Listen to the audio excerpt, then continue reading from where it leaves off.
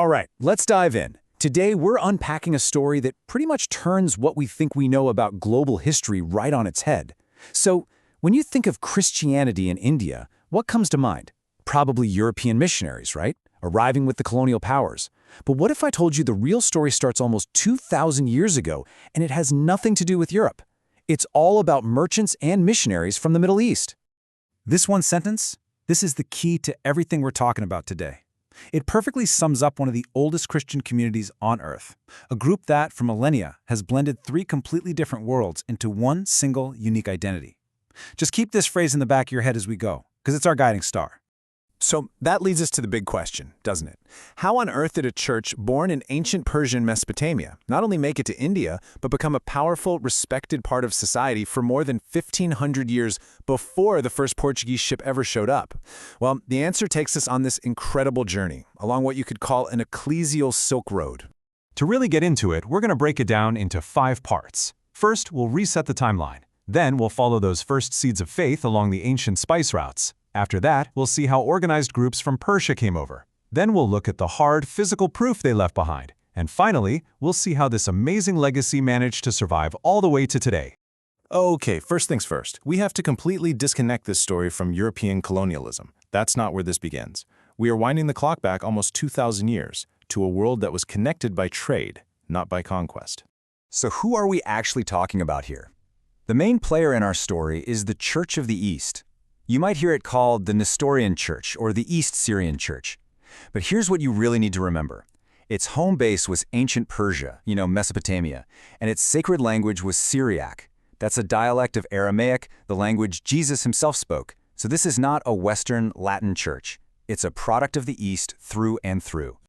Okay, so how did this Persian church even get to India? Well, the story starts with someone you've definitely heard of, and it follows the money along the most valuable trade routes of the entire ancient world. What's so cool here is how the evidence just builds and builds.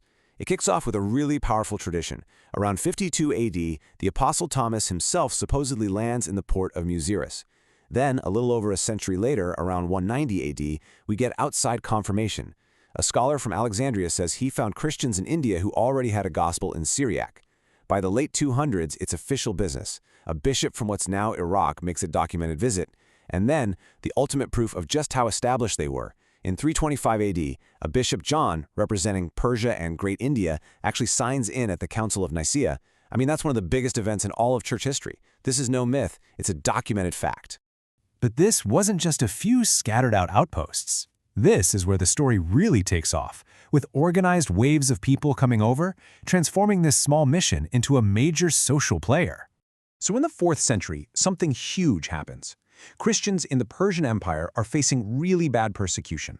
So this merchant, a guy named Kanai Toma, gets a group together, 72 families, and leads them to the safety and opportunity of India's Malabar coast. Now, they weren't just refugees. These were skilled traders and craftsmen who came to strengthen the church that was already there. And this wasn't just a one-off thing. This table lays out the 2 biggest waves perfectly. You've got the 4th century wave led by a merchant, Kanai Toma, who gets them these incredible royal privileges. Then, 500 years later, another wave comes, this time led by 2 bishops, Marsebar and Marborthis, who are given the power to literally build a new city and its main church. This shows a long, deep, and continuous relationship. So we've got the stories, we've got the historical accounts, but what about actual physical proof? Well, this is where the story gets really concrete, because it's literally written in stone and etched in copper.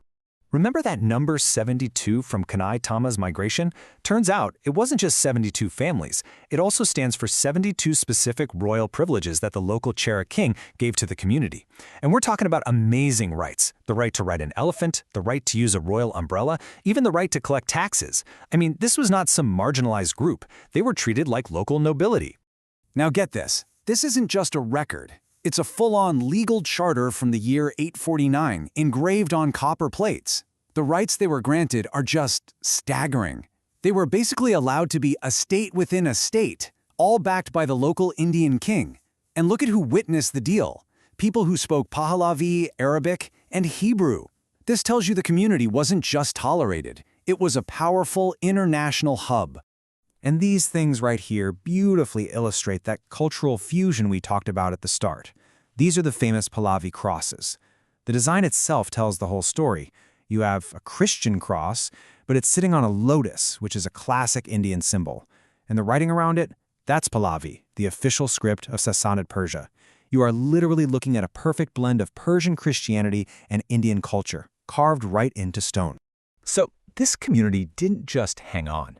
For centuries, it thrived. It was a key part of a huge global network. But as a new era dawned, a new challenge appeared, one that threatened to wipe out their entire history. Just take a second and think about the scale here. By the 1300s, the church in India was not some forgotten little outpost. No way. It was a major province in a massive church that stretched all the way across Asia, from modern-day Iraq to the courts of the Mongol Khans in China. They were right in the middle of the medieval world. And then everything changed. When the Portuguese showed up, they didn't see an ancient apostolic church. They saw a bunch of heretics who needed to be forced under the authority of Rome. At this event, the Synod of Dieppe in 1599, they basically launched an attack to erase this community's unique identity. They kicked out the Persian bishops, they changed the ancient Syriac rituals to make them more like the Latin Mass, and this is the real tragedy. They ordered the burning of centuries of Syriac books and historical records. But here's the most powerful part of this whole story. It didn't work. The roots were just too deep. Despite all the pressure, all the attempts to force them to change, the community held on tight to its memory, its identity, and its precious Syriac heritage. It survived, and it's still here today. So we'll leave you with this question to think about. When you know that a Middle Eastern church was a force to be reckoned with in India 1,000 years before colonialism even started, when you realize that ideas and communities were built by trade, not just by war, how does that change the map of the world you have in your head? It's a great reminder that history is so much more connected, complex, and honestly way more surprising than we usually give it credit for.